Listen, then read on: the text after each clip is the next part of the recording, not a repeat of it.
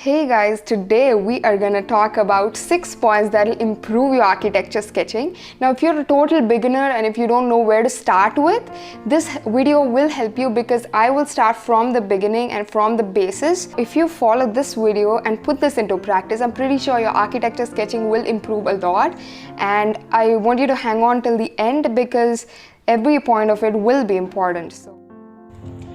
Now let us start off with the first point, which is drawing of lines. Now to be able to draw freehand lines is pretty important in sketching because you're not going to carry around a scale. So let us begin with drawing straight lines in vertical motion, and then later on we are going to do horizontal and even a sloping or a slanting version of your lines.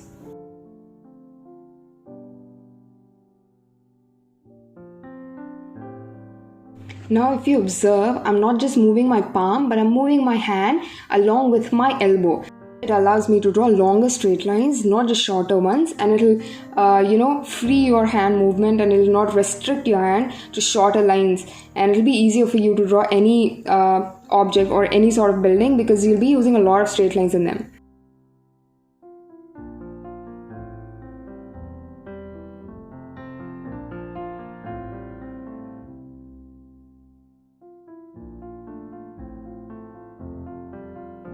We're done with the first point, which is drawing of straight lines. Now let's move on to the second point, which is drawing of curves and circles.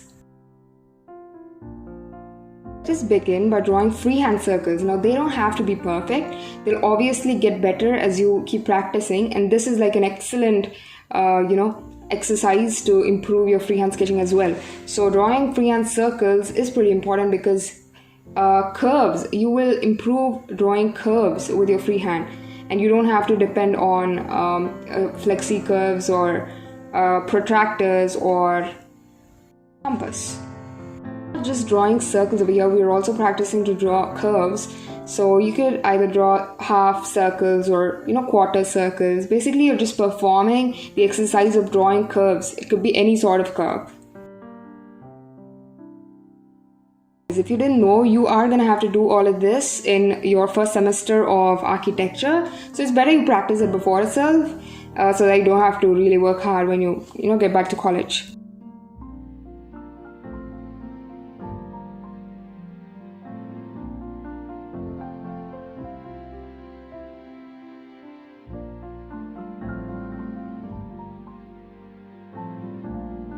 So yeah, this is how it should look. And you could draw hundreds of circles in 1 minute if you're pretty fast. Yeah. The first point, straight lines. The second one, curves. Now the third one is really important, which is the perspectives. Now perspectives are of 3 types. We have 1-point perspective, 2-point perspective, and 3-point perspective. What you see over here is an example of 1-point perspective. Now what is it? It basically has one vanishing point. So all of your lines will collapse at one point, which is basically going to be an imaginary point. So in this case, if you can observe, I'm showing you all the lines that end at one point. So that point is in the middle. So that is called as a vanishing point. Now I know this is not a detailed explanation, but I'll try to make a video for that. So similarly, we have 2-point perspective and 3-point perspective, in which there are 2 vanishing points and 3 vanishing points respectively. Perspective is a necessity because you see it everywhere. So if you're drawing a scenery or a building or a structure, perspective must be followed. The fourth point is line weight. Now what is line weight? It's basically the pressure sensitivity of your pencil tip.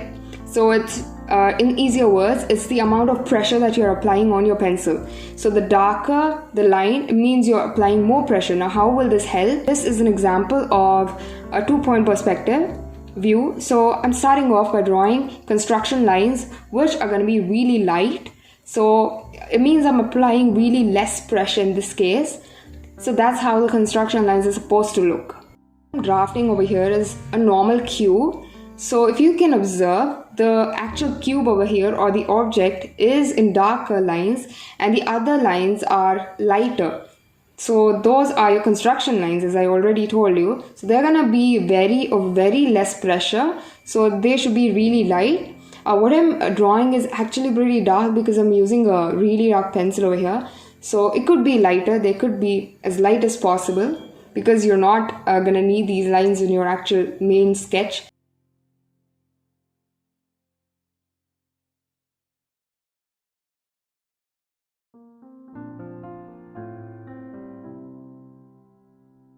See a sketch which is completely neat and there's no constructed lines, there's just dark lines, and then compare it with a sketch which has a lot of construction lines, I would rather prefer the one with a little more practice lines behind it, because it'll make the sketch look a little more prettier.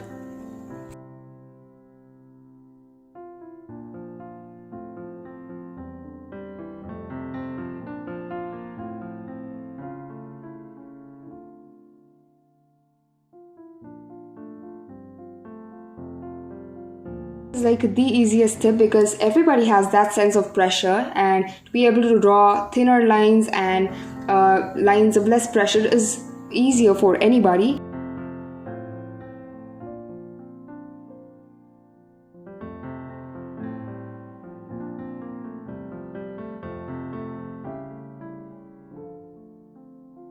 Now let us talk about the sixth point, live sketching. Why is live sketching important and what is it?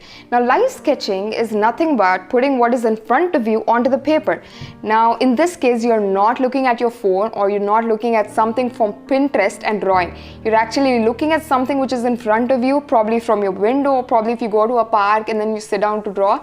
Now that will be live sketching. You're not going to take a photograph of what you're sketching and then draw from your photograph. Now that is different again.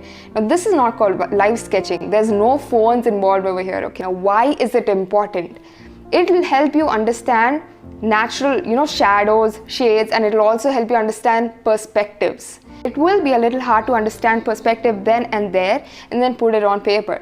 Now you will be able to do it with a lot of practice and a lot of patience. Live sketching does not have to be neat and clean. It does not have to be realistic. I'll show you a few examples of my live sketching. And so in this case I went to botanical garden and we just sat there for a while and then we were just drawing whatever's in front of us, and they turned out pretty well actually. And there's another rule: you don't have to draw whatever's in front of you. Like you don't have to draw the whole scenery. You can also pick one object. Like if there's a tree standing there, you can pick that tree and draw it. You don't have to draw whatever's around the tree. Now if you can see, it does not have to be realistic at all. So if you can observe, this was through which the sunlight was hitting, and this was the darker area. So yeah. Now I'm gonna show you 3 pieces that I did on charcoal. So this is using a charcoal pencil or a charcoal crayon.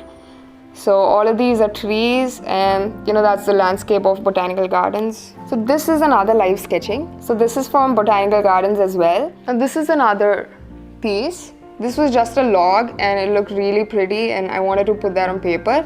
Now all of these behind are just waste logs, and this was the main element over there. I like using charcoal crayon for outdoor sketching because it is so easy to blend and it's easy to mold. This was a part of my live sketching, and this is another sketch. So over here, this was like a complete scenery, not just an element. This was in the beginning of the botanical garden. Can you guess what this is? Can you guess? I don't know, put them on comments. So this is another live sketching. There was some sort of shooting going on in botanical gardens, as it does all the time. So I've shown you my live sketching. Now I want to show you a few of my sketching that I didn't have time to draw on the spot, so I took pictures and then later I drew them. So I don't have a lot of examples. I'm just going to show you a few of them which turned out to be pretty good. So these two I drew them from pictures, not on the spot, and I'm even going to put up the real pictures on the video. Now the 7th point obviously is practice. Now I've given you 6 points. Now what you have to do is put them to practice. If you watch this video and if you're not doing any of them, it's just a waste of your time.